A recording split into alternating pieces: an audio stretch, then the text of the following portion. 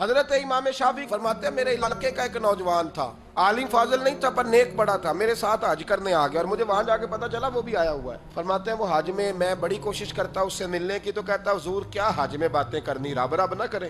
فرماتے ہیں موقع ہی نہ دیتا، جوان تھا بڑا پرہیزگار۔ فرماتے ہیں وہ جب بھی دعا کے لیے ہاتھ اٹھاتا تو کہتا یا اللہ مجھے قبر میں بھی نماز کی اور قرآن کی توفیق دینا۔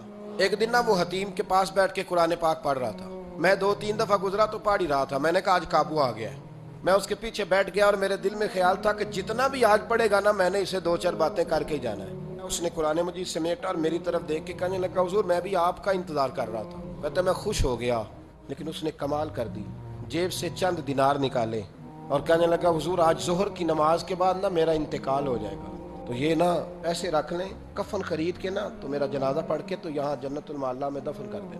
امام صاحب کہتے ہیں میں اگلے لفظ کہنے لگا تھا کہ مجھ پہ سختہ آ گیا، کہنے لگا حضور مہربانی کر دیں کہ آپ میرے علاقے کے ہیں۔ میں چپ کر گیا۔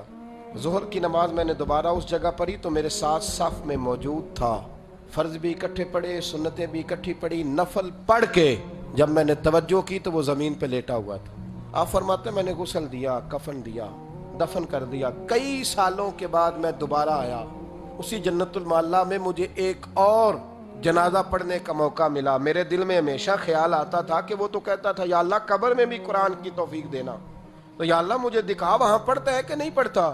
تو امام صاحب فرماتے ہیں وہ میرے دل میں بات تھی، اللہ نے موقع دیا، میں دوبارہ جنازے میں گیا تو جو قبر کھودی گئی وہ اس کی قبر کے بالکل ساتھ تھی۔ اچانک میری نظر پڑی تو قبر کی دیوار گر گئی، لوگ پریشان ہو گئے، کہنے لگے آپ عالم اب آپ بتائیں کیا کرنا ہے۔ تو کہتا ہے میں نے جھانک کے ذرا آگے دیکھا تو اندر بیٹھ کے قرآن پاک پڑھ رہا تھا، تو میری طرف دیکھ کے کہنے لگا السلام علیکم امام صاحب، یہ دیوار شیوار کوئی نہیں گری، یہ اللہ نے آپ کی دعا قبول کر لی ہے۔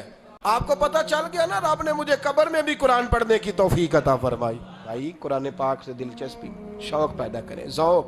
یار کچھ نہ ہو سکے تو اسے دن میں ایک دفعہ چوم کے سینے سے تو لگایا کرو، کبھی اس سے پیار تو کر کے دیکھو۔ یہ اللہ کی کتاب ہے اور اس کا ایک ایک حرف وہ ہے جس کی تشریح مدینے کے چاند نے بیان فرمائی۔